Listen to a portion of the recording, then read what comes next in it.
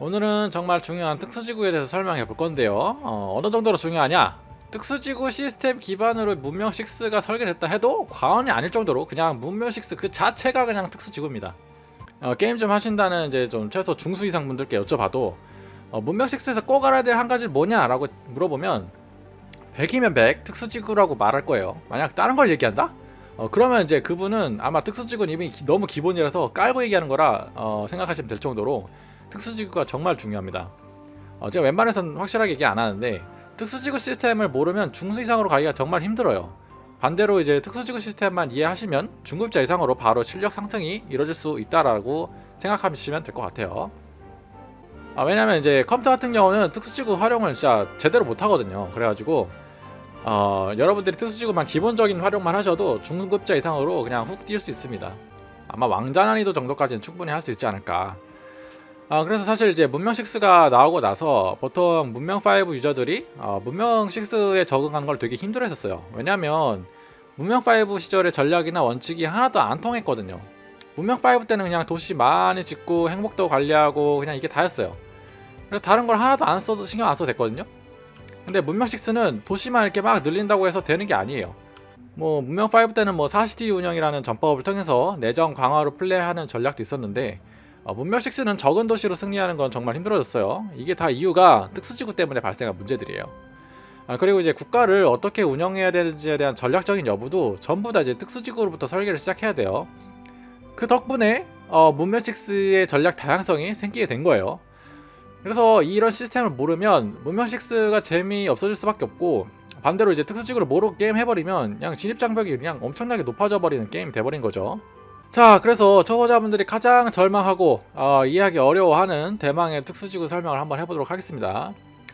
이제 특수지구는 근데 이제 타일을 소모해서 짓거든요. 근데 이 타일 소모에 대한 개념은 제가 앞에 영상에서 불가사의 편에서 좀 다뤘으니까 좀 깊이 있는 이해를 하시기 위해서는 타일 소모에 대한 중요성을 꼭 이해하시고 이 내용을 접하시면 조금 더 이해하시기 수월할 수 있어요. 자, 특수지구 개념 설명 자체는 그렇게 안 어려워요.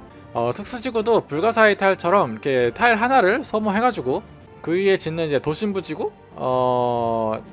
타일이라고 생각하시면 될 것 같아요. 타일 하나를 날려버리는 만큼 여러분들이 예를 들어서 여기를 날린다, 여기 언덕을 날린다 그러면 식량 2개, 생산력 2개 있죠. 이거를 날리는 대신에 그 이상의 퍼포먼스를 여러분들이 특수지구에서 뽑아줄 수 있으셔야 돼요. 그래서 이제 뭐 예를 들어 특수지구 같은 경우 과학 특수지구를 짓는다 그러면 당연히 과학 특수지구는 과학을 많이 뽑겠죠. 여기 보시면 과학 캠퍼스 8이라고 써있죠. 그다음에 여기는 또 뭐가 있죠?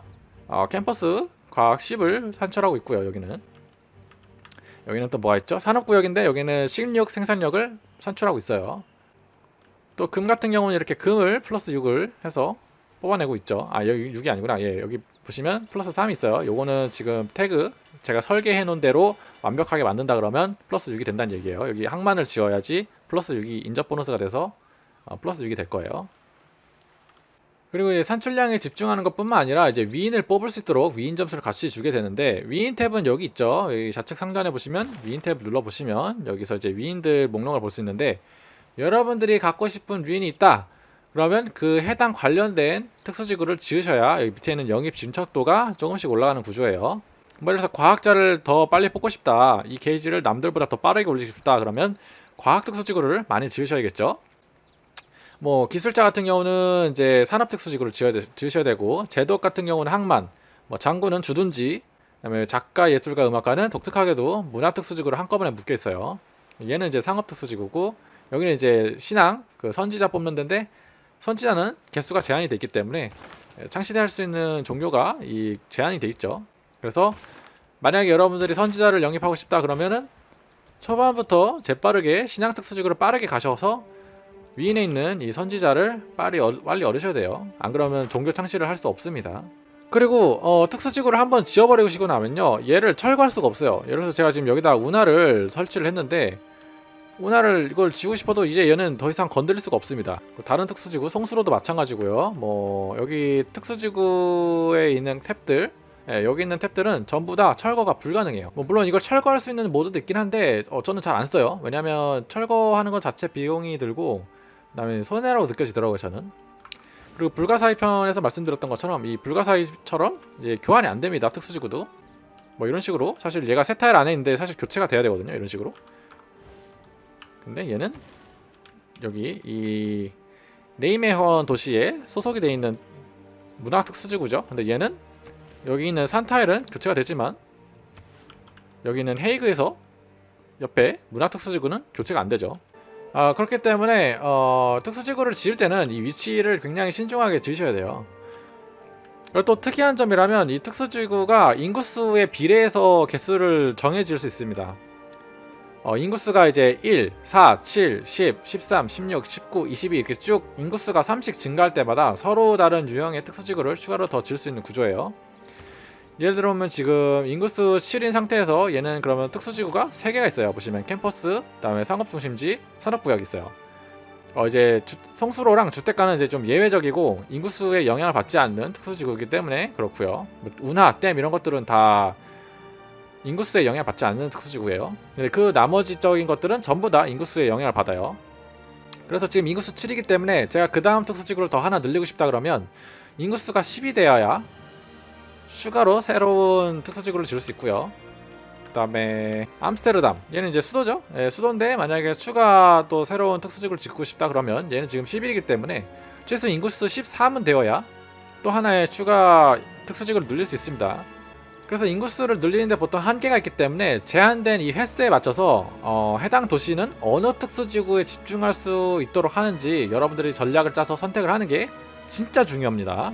보통 이제 개척자를 통해 가지고 이렇게 도시를 세우게 되면 바로 이렇게 특수지구를 하나 세울 수 있어요. 지금 인구수가 2밖에 안 됐죠? 2밖에 안 됐는데 특수지구를 하나 세울 수가 있습니다.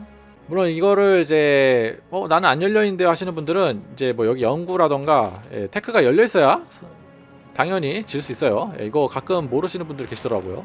그래서 꼭 이 테크가 열린 상태로 이 새로운 개척자 도시를 세워보시면 바로 이렇게 특수지구를 지을 수 있다는 점 잊지 말아주시고요.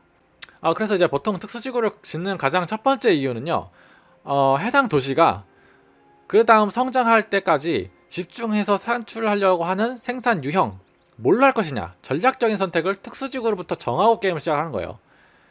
이 선택의 기로에서는 지금 이제 국가가 성장해 나감에 따라 이제 전략적인 선택에 따라 달라지게 돼요. 뭐 예를 들어서 나는 지금 계속 과학 테크만 올리다가 중간에 문화에 집중할 수도 있는 거고요.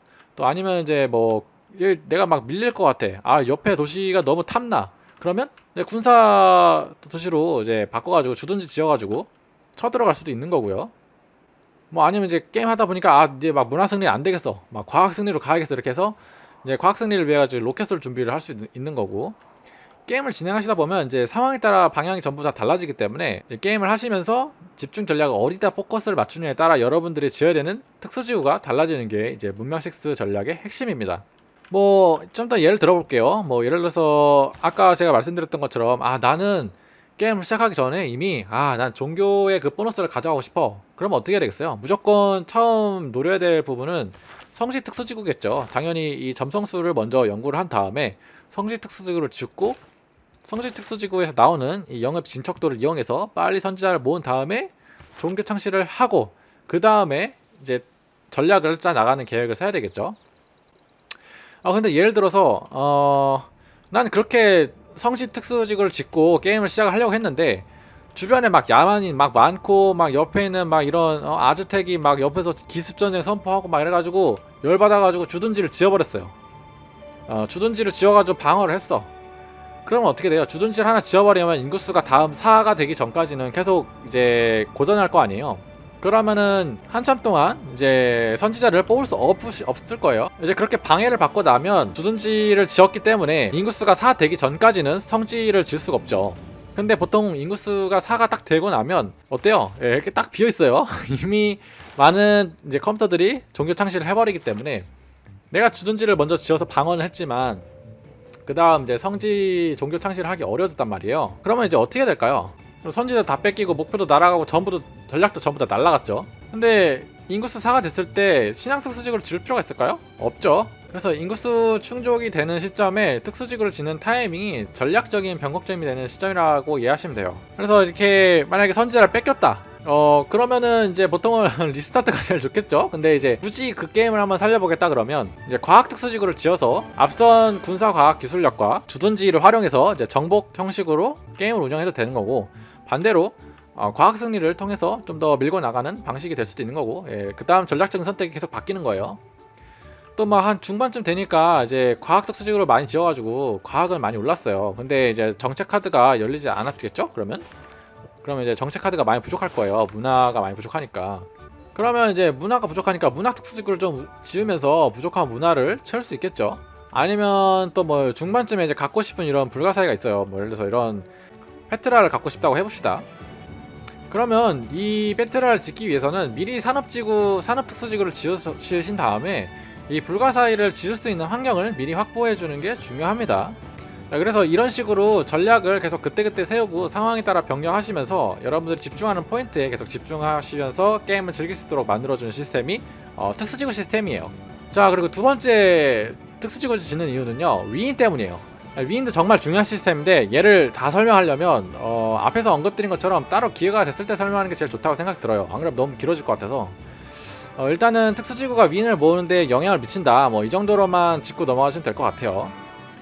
약간 이제 위인 같은 경우 효과를 읽어보시면 다 알겠지만 약간 준 불가사의 느낌의 효과들이기 때문에 이거는 근데 따로 영상을 만들지 잘 모르겠어요. 예, 내용 자체가 이렇게 많은 것도 아니고 도시국가 종주국 효과 느낌으로 받아들이시면 되는 거라서, 아무튼 이제 위인을 모으기 위해서 특수지구를 만든다, 이렇게 알고 계시면 될 것 같아요. 그래서 도시 생산력을 위인 점수로 이 보너스 영입 민첩도로 올려버리고 싶다 그러면 도시 특수지구 지금 여기 딱 돌아가는 거 있죠, 하나. 보시면은 캠퍼스 연구 보조금 이런 프로젝트를 통해서 여기 있는 진행도를 올릴 수가 있는 거예요. 여기 밑에 설명해보시면 점수는 주로 특수지구 및 건물에 생성되지만 세계 불가사의 정책 및 도시 프로젝트에서도 생성이 됩니다 라고 써있죠. 물론 이거 특수지구 프로젝트를 돌리려면 예를 들어서 여기 있는 프로젝트를 돌리기 위해서는 기본적으로 이 특수지구가 지어져 있어야 됩니다. 이게 없으면은 이 특수지구 프로젝트가 활성화가 안 돼요. 자, 그리고 특수지구를 짓는 이유 세 번째, 공짜로 자원 산출량을 얻는 인접 보너스를 얻기 위해서예요. 여기 지금 보시면 태그 밑에 플러스 6이 돼 있고 뭐 플러스 2 돼 있고 뭐 플러스 5가 돼 있고 여기도 뭐 플러스 6 돼 있고 막, 이건 이제 지금 모드를 설치해서 제가 이렇게 나오는 거긴 한데, 이 모드는 제가 다음 영상에서 인접 보너스를 좀 깊게 설명할 생각이 있는데 그 응용 분야에서 좀 더 깊게 설명을 해드리도록 할게요. 이게 초보자분들이 가장 힘들어하고 정말 어려워하고, 이 고인물 분들이 뭔가 이제 문명 6에 대한 설명을 할 때 가장 공들인 부분이 이 인접 보너스입니다. 이 인접 보너스가 후반부에는 사실 크게 의미가 없어요. 왜냐면 그때쯤 되면 이제 사실상 후반부는 게임이 어느 정도 정리가 된 상황이고 게임 흐름은 어느 정도 결정이 됐으니까. 근데 이제 초중반에 국가를 급격하게 성장시키거나 게임의 판도를 뒤바꿀 수 있게 해주는 게 바로 이 인접 보너스예요. 그 정도로 엄청납니다. 특수지구 삭제 모드를 설치하시는 분들이 있는 이유도 그 인접 보너스 때문에 그 모드를 쓰시는 분들이 있을 정도예요.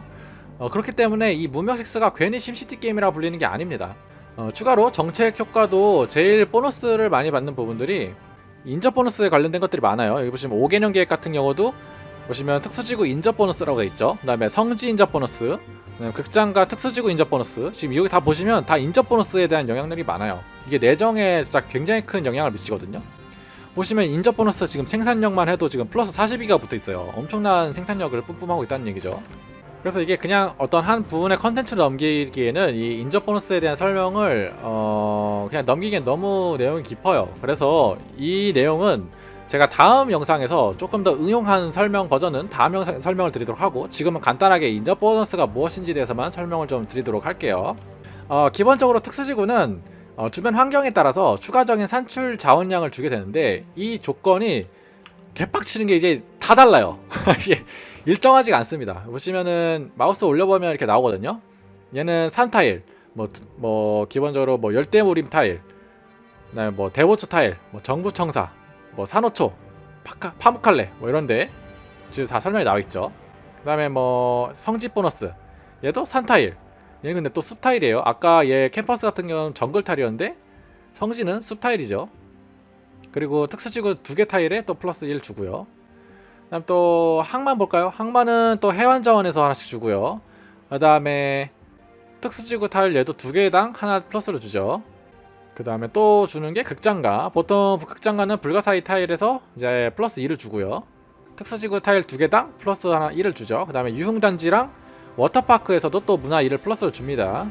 그 다음에 산업구역, 얘는 특수지구 타일 2개, 그 다음에 채석장에서 하나, 광산 타일 2개당 또 하나, 그 다음 제재소 타일 2개당 또 하나, 송수로에서 플러스 2, 그 다음에 목욕탕 타일에서 또 플러스 2, 운하에서 플러스 2, 댐에서 플러스 2. 자, 이런 식으로 지금 특수지구에 대한 인접 보너스가 지금 방금 보시는 내용처럼 그런 여러가지 주변 환경적인 요인에 따라서 인접 보너스가 제공이 더 추가로 돼요. 붙어있다라는 이유 하나만으로 공짜로 플러스를 더 주는 겁니다. 그래서 그 인접 보너스를 보여주는 모드가 바로 이거예요. 지금 이 생산력 같은 경우는, 산업구역 같은 경우는 산타일에서 하나, 그 다음에 송수로 지역에서 하나, 그 다음에 운하에서 하나, 특수지구 여기 2개 붙어있죠? 거기서 또 하나를 붙어가지고 총 7이라는 생산력을 지금 산출하고 있는 거예요. 여기 과학특수지구도 마찬가지죠? 받는 인접 보너스는 이렇게 나와요. 인접한 강에서 플러스 2가 붙고요. 산타일에서 플러스 1, 특수지구에서 플러스 1이 붙습니다. 근데 지금 여기 보시면 인접 보너스가 얘는 지금 왜 강에서 받지? 이럴 수 있어요. 그다음 얘도 왜 산에서 받지? 이럴 수 있는데 이거 다 불가사의 효과들이에요. 불가사의 효과. 이 지금 보시면 마추픽추가 있죠. 이 마추픽추가 그렇게 고인물들이 선호하는 불가사의 중 하나인 이유가 산타일에서도 막 이런 식으로 보너스를 줍니다. 인접 보너스를. 여기 보시면 얘도 구수가 붙어있죠? 아 근데 이거를 어떻게 다 아냐, 나 모드가 없는데 나는 어떻게 하냐 궁금해 하실 수도 있는데, 이제 보통은 이제 여기서 이제 이렇게 지은다고 하실 때 보통 이렇게 플러스 2가 붙죠. 이런 식으로 플러스 2가 붙게 되면 이게 바로 인접한 보너스를 얼만큼 준다라고 표시가 되는 거예요. 이제 도시 설계를 할 때 보통 이런 식으로 미리 태그를 찍어 놓은 다음에 인접 보너스가 어떻게 될지 먼저 계산을 하거든요, 보통. 그래서 이제 초보자분들은 지금 이거 설계하는 거 너무 어렵잖아요, 그죠? 이거 설계하는 거 막 복잡하고 이거 이거 어떻게 나 이거 너무 무서워, 나 이런 거 너무 어려워, 이렇게 하실 수 있는데, 초보자분들은 그래서 지금은 이거 설계하는 거를 외우실 필요가 없어요. 이거 굳이 생각하실 필요 없고, 초보자분들은 뭐만 아시면 되냐, 일단 인접 보너스를 준다, 그것만 이해하시면 될 것 같고요. 그리고 특수지구를 새로 지으려고 할 때 과학을, 예를 들어 과학 캠퍼스를 짓는다 그러면 이렇게 플러스가 3 이상 되는 지역에다가 짓기만 하시면 돼요. 초보자분들은 그것만 하셔도 돼요. 최소 특수지구를 지으실 때 이렇게 타일에서 짓기 전에 아래쪽에 이렇게 표시가 되거든요. 그래서 이 표시가 플러스 3이 이상 되는 구역을 찾아가지고 그 위치를 찾아서 짓는 연습만 일단 먼저 하시면 초보자분들은 일단 오케이, 거기까지만 하셔도 충분합니다. 제가 봤을 땐. 그럼 최소 중급자 이상 가실 수 있을 거예요. 그래서 뭐 지금 이번 영상에서는 일단 인접 보너스 이렇게 준다. 근데 이 인접 보너스가 되게 작은 게 아니에요. 지금 보시면은 지금 게임이 어느 정도 지금 중반쯤으로 넘어오긴 했는데, 중후반 정도 됐죠. 중후반, 거의 중후반 됐는데, 초반 때는 이 플러스 3, 플러스 5 막 이런 것들이 엄청 큰 수치입니다. 진짜 큰 수치예요. 왜냐면 문화나 생산 이런 거를 막 얻기가 되게 어렵거든요. 왜냐면 건물 하나 지어서 막 하나씩 얻고 2개 지어가야 막 겨우 3되고 막 이런 경우가 많기 때문에 인접 보너스는 그냥 계속해서 실시간으로 공짜로 들어오는 산출량이에요. 그래서 초반에는 이 인접 보너스가 되게 중요합니다.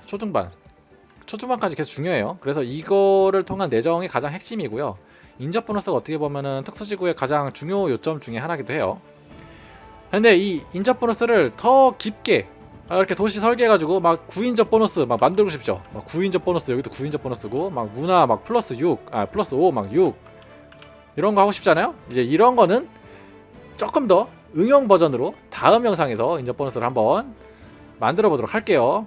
그래서 오늘 초보자분들이 이해하실 거는 특수지구가 정말 중요한 게임이다. 그리고 나는 도시를 세워놔서 처음 도시를 세울 때 여러분들이 집중하려고 하는 거, 나는 과학에 집중할 거야, 나 성질 필요 없어, 그러면 당연히 처음 도시 짓자마자 캠퍼스를 지어야겠죠. 나는 종교를 좀 플레이를 할 거야, 그러면 당연히 성질을 지으셔야 될 거고, 나는 점령 플레이 할 거다, 그러면 당연히 주둔지를 먼저 지어야죠. 경험치랑 유닛 뽑는 거, 뭐 그다음에 군단 만들고 이런 거 훨씬 더 쉬워지니까, 그죠? 나는 해양 점령할 거야, 그럼 항만을 가셔야 될 거고, 이런 식으로 여러분들이 이제 집중하시려는 전략적 선택은 특수지구를 한다. 그리고 위인을 얻으려면 특수지구를 지으셔야 한다. 그리고 마지막으로 인접 보너스라는 걸 통해서 공짜로 자원을 더 뽑아낼 수 있는 방법이 있더라. 요 정도까지만 이번 영상에선 알고 가시면 넘어갈 것 같아요.